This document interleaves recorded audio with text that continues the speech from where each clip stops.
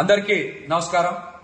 రాష్ట్ర IT and communication శాఖ మంత్రి నారా లోకేష్ గారు ఉద్యోగస్తుల్ని నిరుద్యోగులుగా చేసే ప్రక్రియ ఏమైనా చేపట్టారా అనే అనుమానం మాకైతే చాలా స్పష్టంగా కలుగుతుంది. మేము అధికారంలోకి రావంగానే ప్రభుత్వ ఉద్యోగాలు ఇస్తామని ప్రగల్భాలు పలికి అధికారంలోకి వచ్చి నేడు వారు మంత్రిగా ఉన్నటువంటి శాఖలో అనేక విభాగాల్లో ఉద్యోగస్తుల్ని తొలగించేటువంటి ఒక దుర్మార్గమైనటువంటి ప్రక్రియకి శ్రీకారం చుట్టారా అనేటువంటి అనుమానం మాకైతే చాలా స్పష్టంగా కలుగుతూ ఉంది. చాలా స్పష్టంగా కలుగుతుంది. వందల మందిని యువతని నిరుద్యోగులుగా చేసే విధంగా నారా లోకేష్ గారు ఏమైనా నిర్ణయాలు తీసుకుంటున్నారా?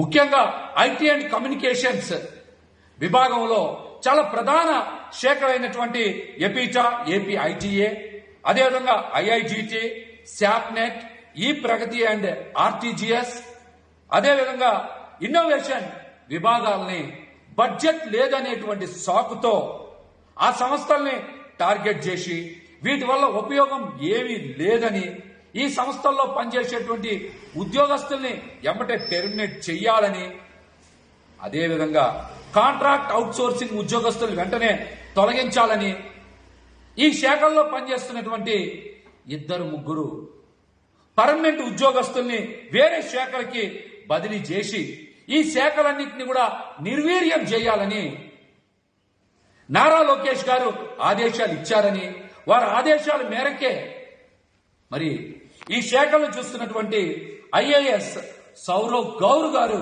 ఇప్పటికే ఈ ప్రక్రియ చేపట్టారంట. ఏం అలాటప్పల సంస్థలు కావు సౌరవ్ గౌర్ గారు.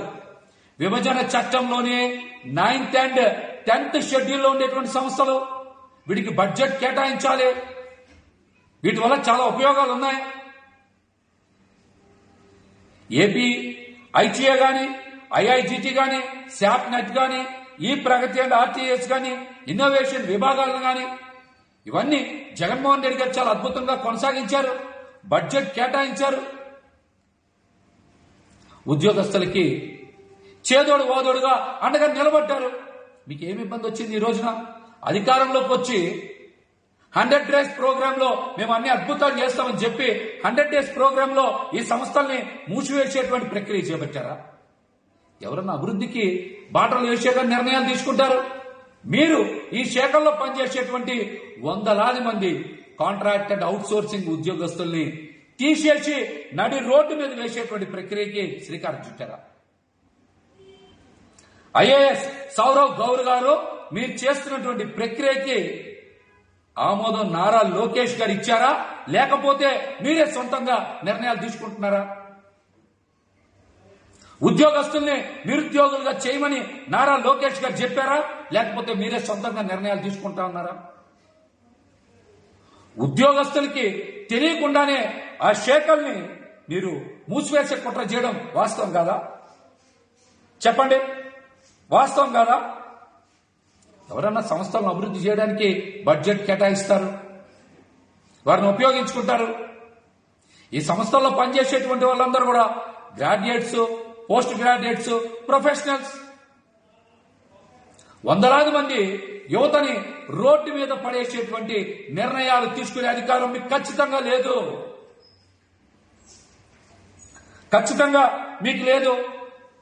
వైఎస్ జగన్మోహన్ రెడ్డి గారు కాంట్రాక్ట్ అండ్ అవుట్సోర్సింగ్ ఉద్యోగస్తులందరికీ కూడా ఉద్యోగస్తులకి భద్రత కల్పించాలి, భవిష్యత్తు మీద భరోసా ఇవ్వాలని యాప్కాస్ ని ఏర్పాటు చేసి ప్రతి ఒక్కరికి కూడా ఉద్యోగ భద్రత కల్పించారు.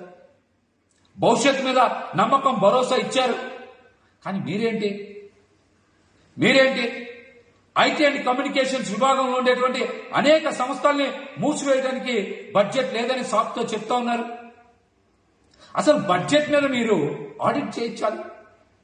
ఈ శాఖలకు కేటాయించేటువంటి బడ్జెట్ మీద ప్రభుత్వ ఆడిట్ ఉండదు.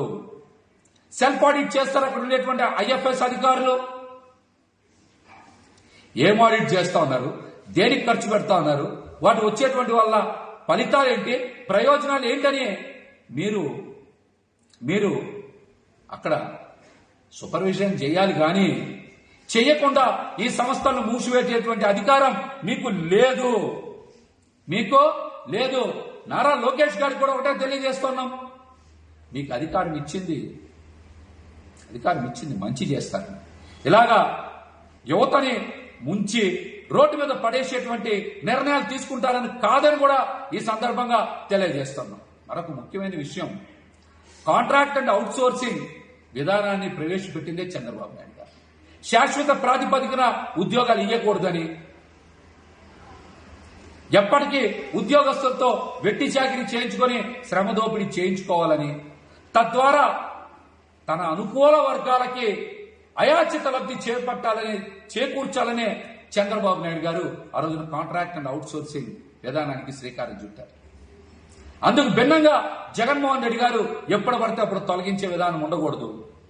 వారందరికీ కూడా భవిష్యత్తు మీద మంచి భద్రత ఇవ్వాలి, వారందరూ కూడా బాగా పనిచేయాలి అని ఒక కట్టుదిట్టమైనటువంటి భద్రతాపరమైనటువంటి చర్యలు తీసుకున్నారు. యాప్కాస్ట్ ఏర్పాటు చేశారు.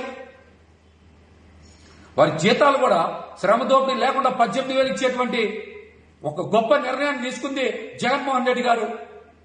కానీ చంద్రబాబు నాయుడు గారు ఈ కాంట్రాక్ట్ అండ్ అవుట్ సోర్సింగ్ విధానాన్ని పెట్టి వారి అనుకూల వర్గానికి అయాచిత లబ్ధి చేకూర్చే విధానమేమో చంద్రబాబు గారు, మరి ఆ కాంట్రాక్ట్ అవుట్ సోర్సింగ్ విధానంలో పనిచేసేటువంటి యువతకి భద్రతా భరోసా కల్పించేలాగా జగన్మోహన్ రెడ్డి గారు నిర్ణయాలు తీసుకున్నారు. లోకేష్ గారు కూడా మేము స్పష్టంగా తెలియజేస్తూ ఉన్నాం, ఖచ్చితంగా సౌరవ్ గౌర్ గారు తీసుకునేటువంటి నిర్ణయాలు మీ ఆదేశాలతో జరుగుతున్నాయా, మీ ఆదేశాలు లేకుండా జరుగుతున్నాయా అనే దాని మీద